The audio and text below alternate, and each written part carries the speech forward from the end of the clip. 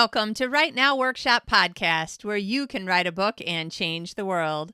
I'm your host, Kitty Bucholtz, and this is episode 171, Writing from the Middle, an interview with James Scott Bell, coming to you on Thursday, December 26, 2019. As I mentioned last week, I am going to be playing an encore episode today and next Thursday. So it's an interview from, most of them I think are going to be from near the beginning of the podcast when I say most of them. This is only the second time I've done an encore. The first one that I did was a few weeks ago when I was so sick with bronchitis that I couldn't even speak at all. So this is only the second encore. This is actually episode 14 that's from January 2018. So almost 2 years ago. Unless you've been listening all the way through, you might not have heard this episode, and it's one of my favorites, which is why it's today's encore episode. I wanted to also wish you a Merry Christmas and Happy Boxing Day if you're listening to this on Boxing Day. Probably most of you are actually listening to this at some point in the future, in which case I hope you had a very happy holiday of whatever kind of holiday you're celebrating. I hope that the weather has been kind and your waistline has not gotten exceedingly beyond what your genes can handle. I have been eating so many delicious Christmas desserts. It's been fabulous. But my husband and I have also been going to the gym because we're like, well, you know what? We need to keep up with how much we've been eating. So I hope that you are having that kind of a very fun holiday. I am, after I finish this episode, going to go play video games with my husband, which will be very fun. We haven't done it this way ever, and we haven't played together in a long time because there aren't that many games that you can play together sitting on the same couch with two controllers. Most of them you have to be at two different consoles, two different TVs, which makes me a little crazy. But anyway, so we figured out a way to play together, and that's what we'll be doing soon. That's pretty much what my week is probably going to be about: reading, playing video games, watching movies and TV shows. We just finished watching the 3-episode A Christmas Carol that's on HBO. At least it's on HBO Nordic here in Sweden. I don't know if it's someplace else, but really, really interesting. Guy Pearce as Ebenezer Scrooge. Great cast, people that you're like, wait, I know that person. And a very interesting take that I actually thought, this sounds a little bit more realistic to what I would expect for someone that horrible. How in the world could you change somebody without it being a musical?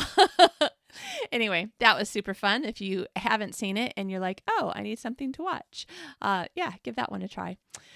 Boy, I could sit here and tell you all the great Netflix shows that I've been watching in the last week or two, and that could be an episode in itself because we've been watching some really, really good stuff. His Dark Materials, we just finished the last episode of that, and Watchmen, we watched the whole first season of that. Also, both of them really interesting and really fun to watch. So, but you might be wondering, why are we talking about TV when this is a writing podcast? Because I get a lot of inspiration and ideas with any kind of story. So even though my husband finds it crazy making that I like country music because he really hates it, one of the things that I like about it so much is that country music so very often has some sort of story that the song's telling. Garth Brooks has a lot. Rascal Flatts have a lot. There's a whole bunch of songs where I'm like, oh my gosh, this entire song is a story, and I love it. I love TV shows and movies because they're stories.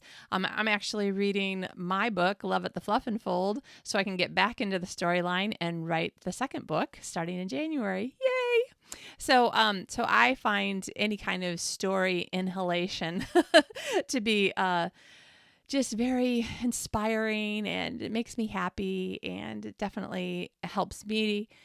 I think it helps me to come up with more interesting new ideas. Also, I was watching It's a Wonderful Life at 6 o'clock this morning because I woke up at 3:30 this morning. Who knows why?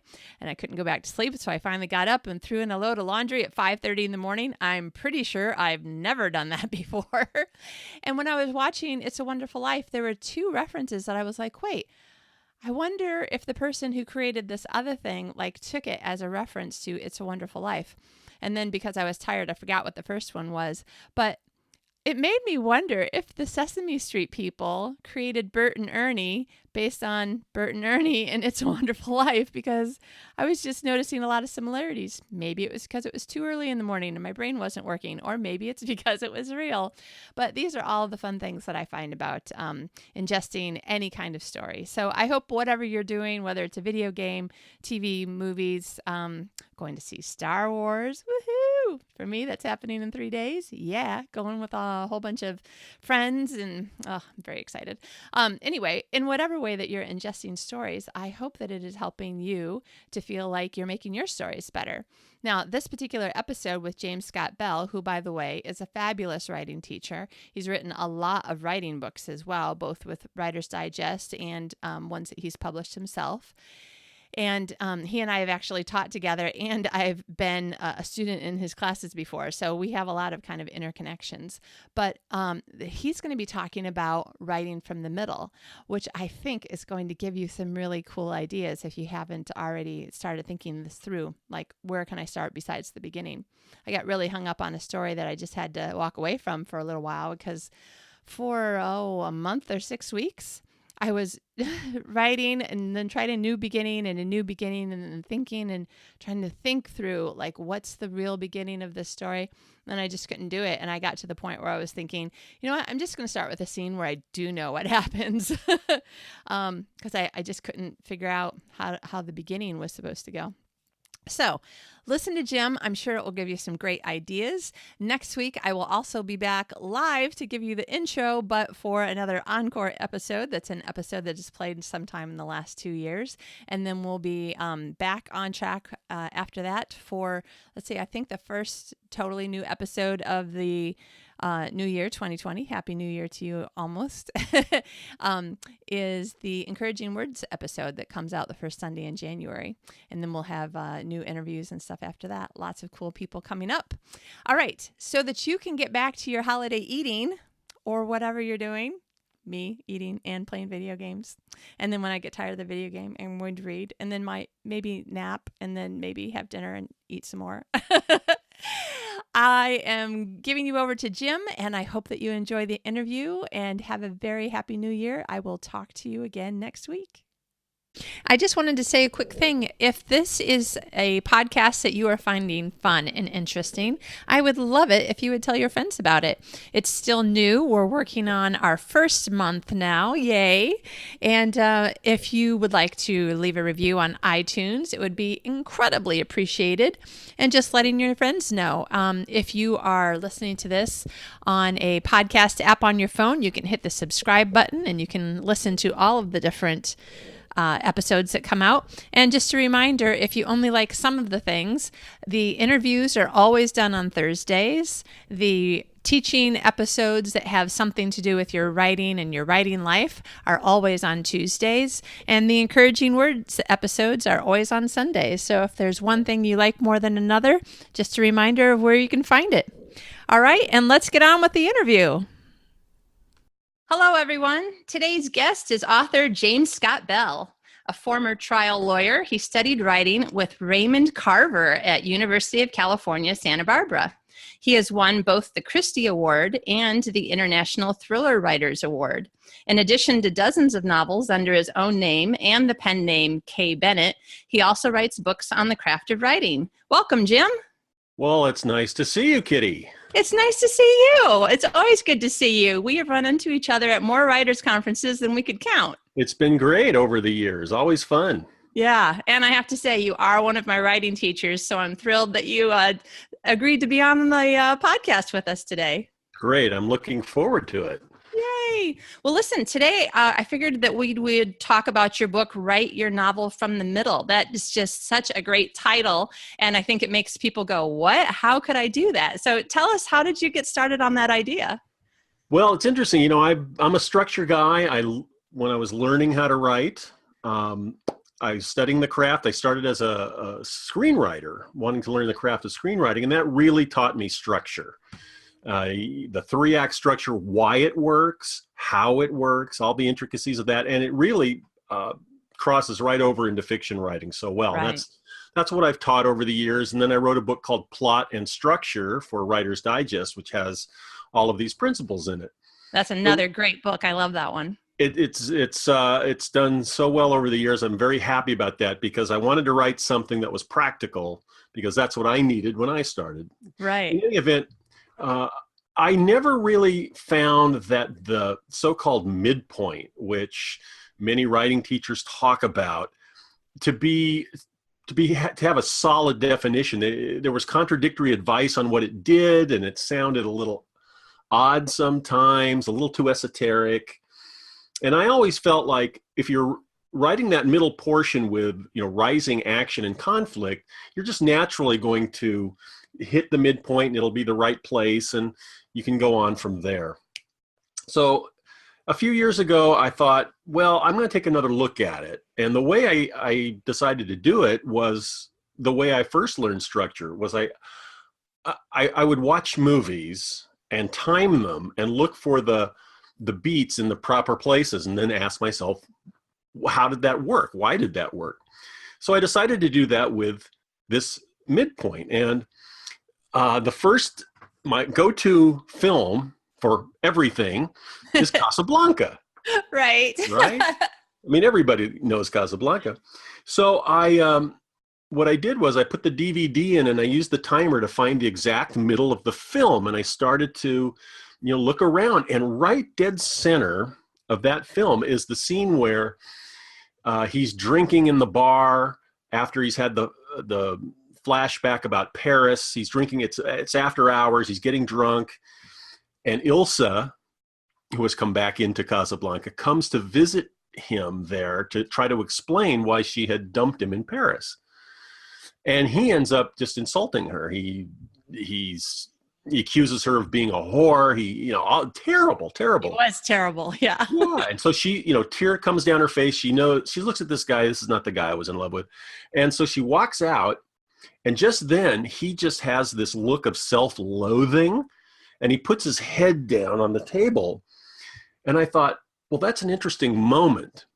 And that's when it began to occur to me that maybe what happens in the middle is a special kind of moment. Not necessarily, it can be any kind of scene, but there's a moment.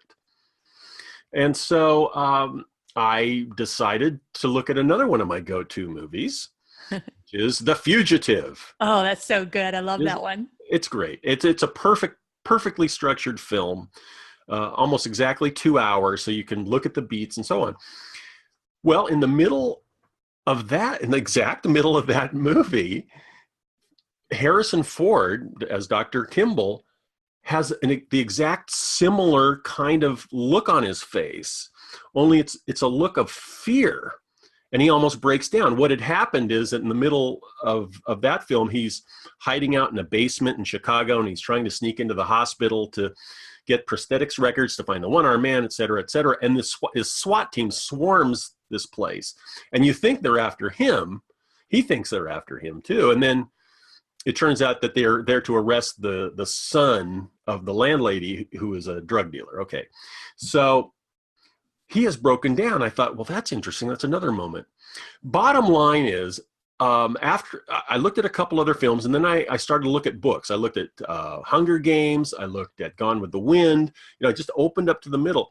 What I found was, this was astonishing to me and really exciting, is that there's a moment in the middle of these books where the character is forced to look either metaphorically and sometimes literally in a mirror, look at himself, and ask, am I really this way? Is this the kind of person I am? Who am I? What must I be? That's what Rick is essentially asking himself in Casablanca. Am I this horrible person? Will I remain this way? Those kinds of things. Forced to look at themselves, look at the darkness of their character or whatever's wrong with them. That's one kind of look in the mirror. And then the other kind, which is what The Fugitive was like, because Richard Kimball in The Fugitive doesn't fundamentally change. He's still the same decent guy. Right. But what he sees in the middle is that I'm going to die. There's no way I can win. The odds are way too much against me. And it's the same with Katniss in the Hunger Games. In the exact middle of the Hunger Games, She has a moment at the end of a chapter where she says, I look at the ground and I think this is a pretty good place to die.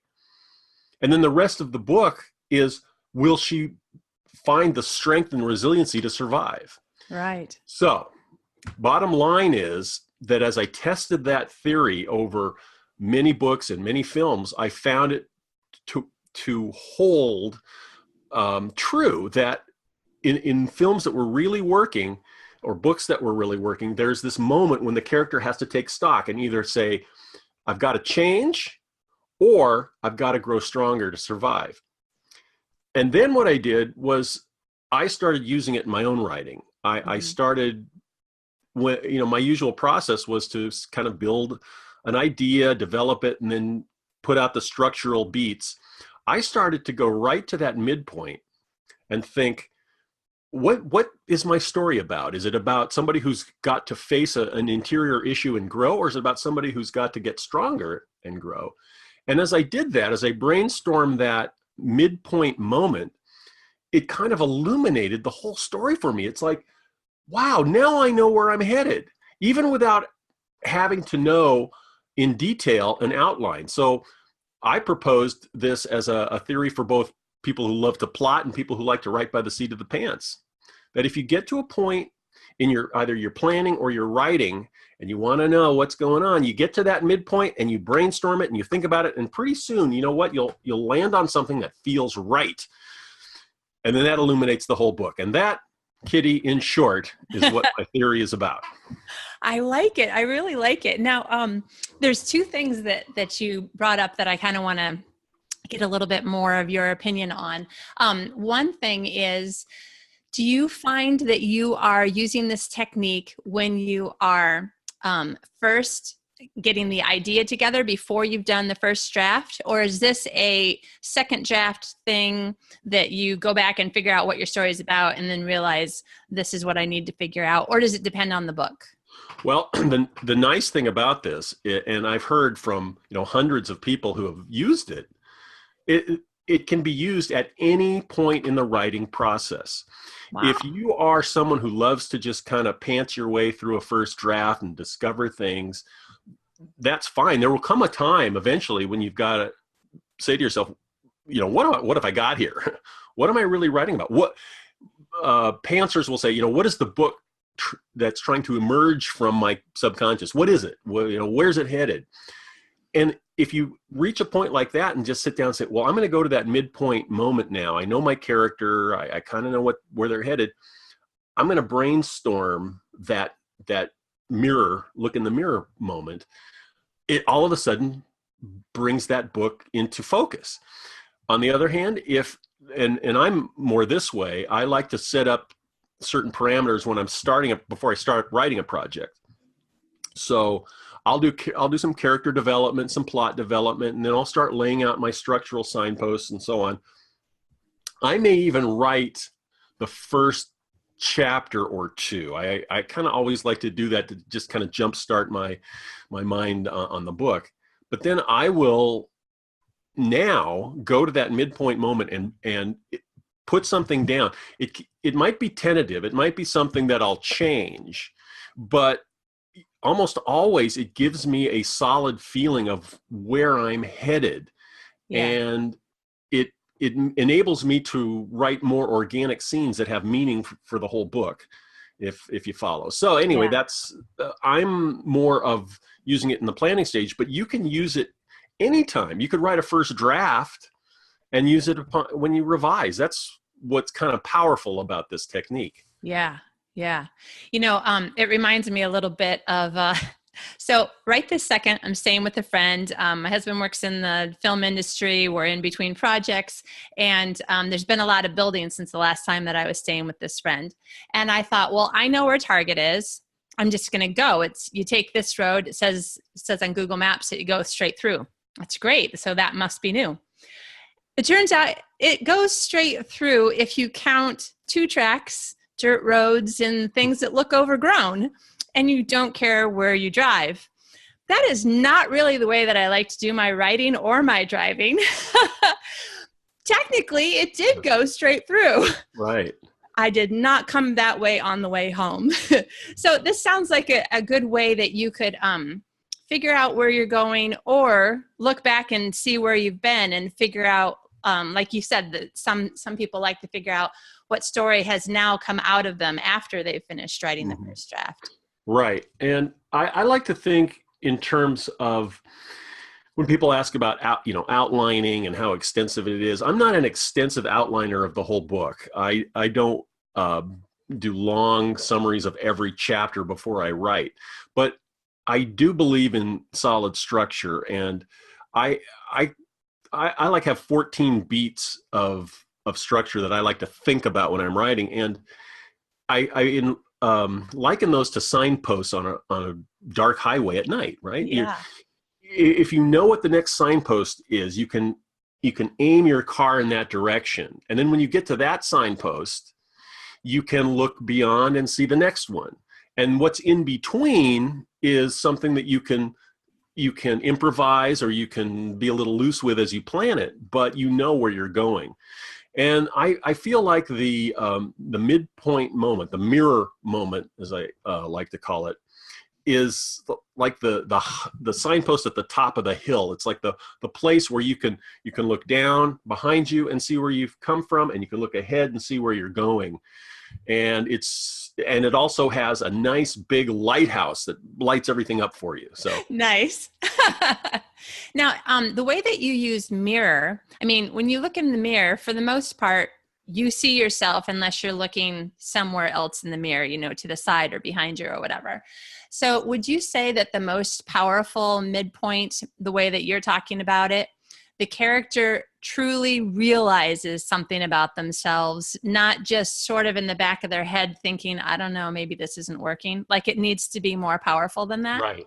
Yeah, it's the point where they look at it's like, people say to some dastardly person, how can you look at yourself in the mirror every morning? Right. And it's like metaphorically, it's like if someone, and sometimes there's a scene in a book where another character does that, where you're confronted with who you really are at that point in the story. You're confronted with it, and you have to deal with it, and you have to wonder if there can be self-loathing, which is what happens with Rick, or there can just be this realization of, this is who I am, and will I stay this way? All of those kinds of thoughts. And what's funny is that as I was working on this, I started to see these moments happening all over the place in movies, and a lot of times with literal mirrors. There's a funny story. My wife and I, she wanted to see a thriller. This was a few years ago. She wanted to see No Way Out, the old Kevin Costner movie. Really good thriller. Yeah. I hadn't seen it in a long time. So we get the DVD and we pop it in, and we're watching the movie and we're enjoying it. And all of a sudden there's this scene, and I stop. I pause the DVD and I look at the timer, and we're right in the middle. And Cindy looks at me. She goes, what are you doing? And I said, you are about to see what a genius your husband is. And she, she rolled her eyes, as she is wont to do at those moments, which I need. Anyway, I said, this scene, something's going to happen that's going to be like that, like the mirror moment I've been telling you about. So I started up again, and lo and behold, the very next scene, Costner, who has just learned this information that turns everything on its head, stumbles into a bathroom and looks in the mirror right at himself. And he's thinking, oh man, how am I ever going to get out of this? And that's it. It's really a powerful thing, because what it does is it takes the book that you're writing from a plot narrative, which is fine. I mean, I'm a plot guy, but it elevates it to what the book should be about, the character within the plot and how they are affected by it. Right. Well, that leads to the other question I have. So you have a series that are a little bit more about the character, and you have a lot of series that are more about all the action and plot. And some of them have the same lead character throughout the series. So I know one of the one of the difficulties in having the exact same character through multiple books is that it's hard to find a way for them to grow versus having a series where maybe it's the location that makes it the series and you have different characters and you can have big growth experiences in every book because it's with different characters. So when you're working on a series, like say, you know how much I love, is it Mallory Kane? Is that her name? The zombie lawyer? Yeah. I adore her. I absolutely love her. I can't decide if I like her the best or the nuns in Force of Habit. Is that right? Yes.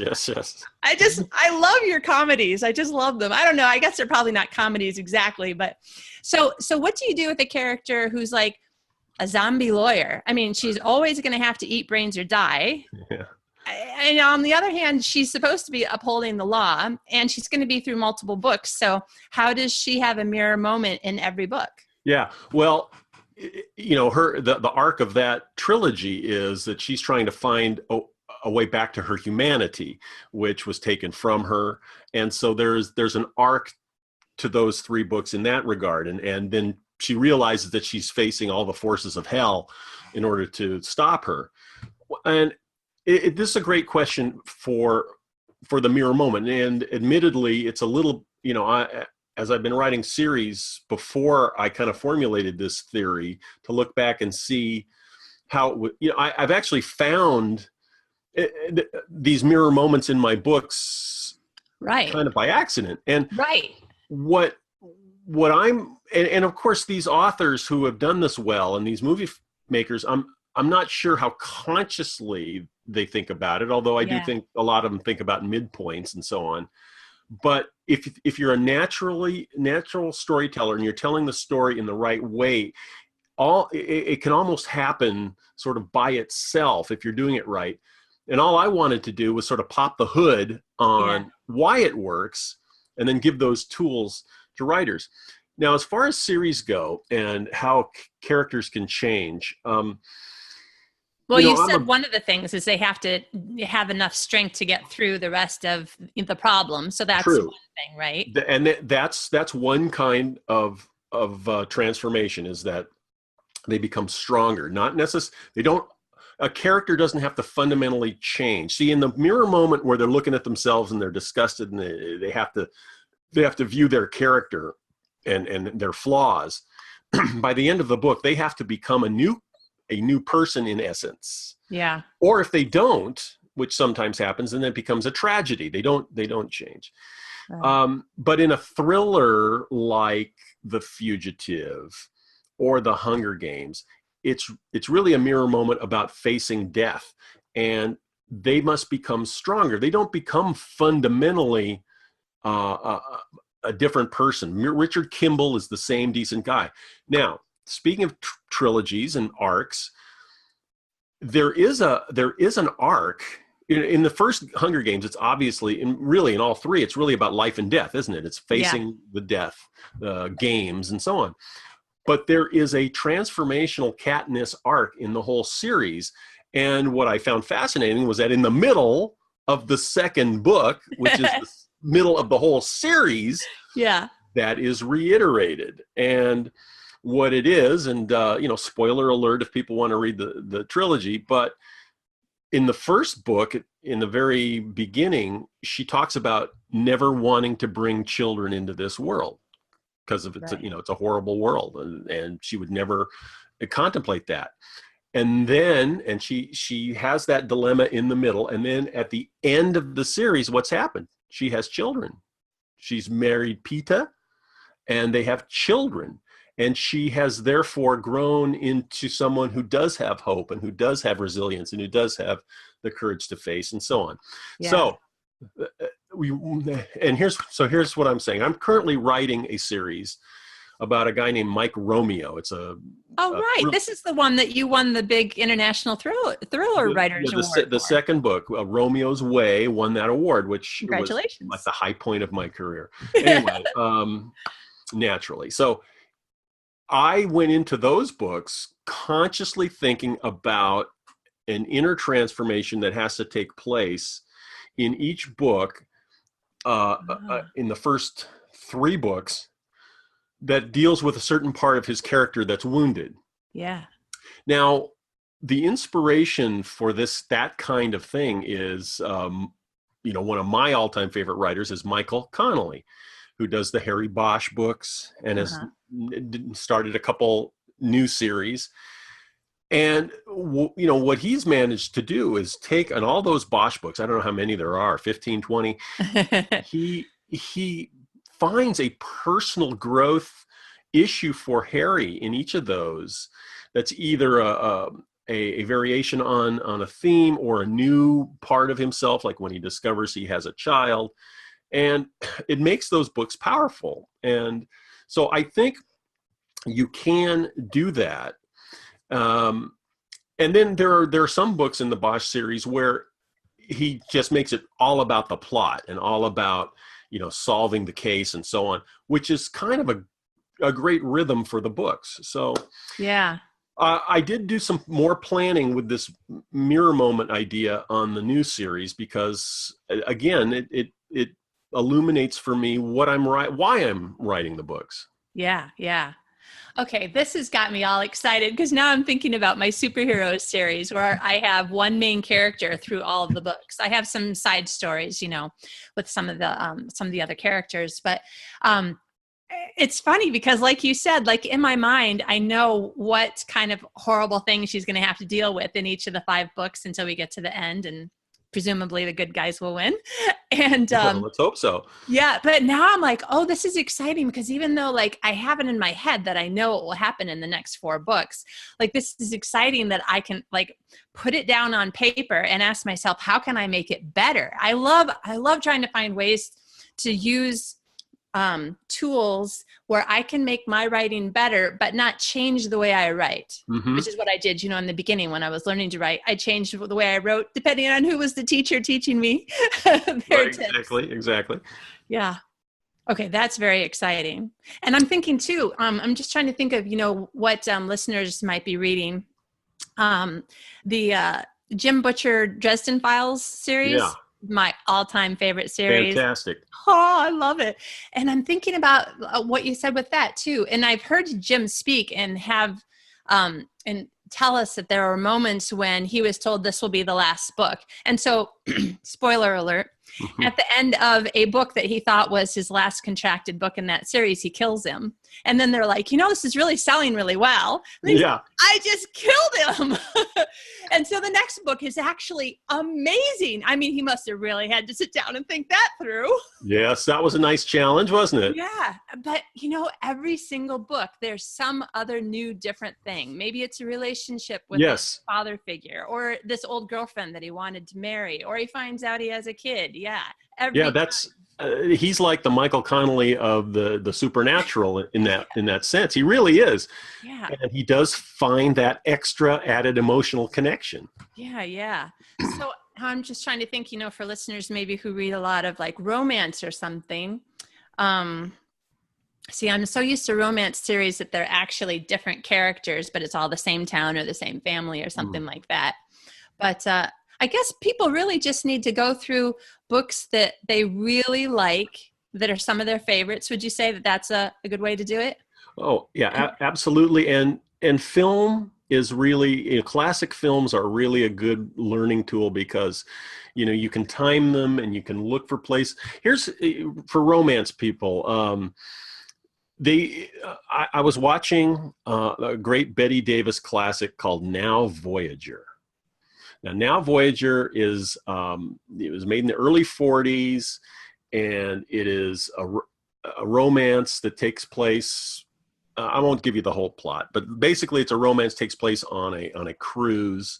Okay. And there is this, Bette Davis plays a woman who's been under the thumb of her matriarchal New England mother, who is just a terror and has tried to, squelch her all her life and tell her she's not attractive and she's not accomplished and she shouldn't go out and, just psychologically abusing her.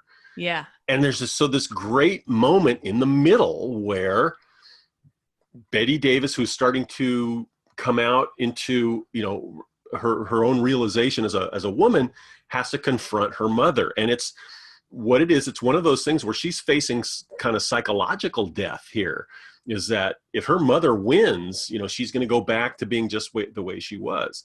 So for those who are, character driven in their fiction, or, prefer romance, whatever, that would be a good movie to study, because it has all of those elements that I've been talking about. Interesting. Okay. I haven't heard of that one, but now I'm going to go look it up. Classic. Yeah. Nice. I love how almost all the examples that I read in your writing books are always from like stuff from before I was born, before you were born. That's when all the good stuff was made. I mean, I say that only half lightly, because I really, the early films and screenwriters just knew storytelling so well, and they hit their marks.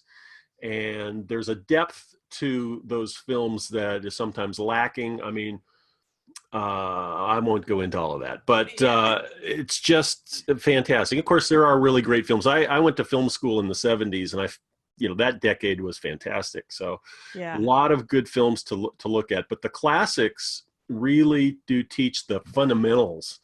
And then you can take those fundamentals and apply them however you wish. Yeah. Yeah. Well, speaking of applications, so you have so many writing books. I've read most of them, not all of them, because you have a new one as well. And I'm just thinking, so for people who aren't familiar with your writing books yet, all of them are good.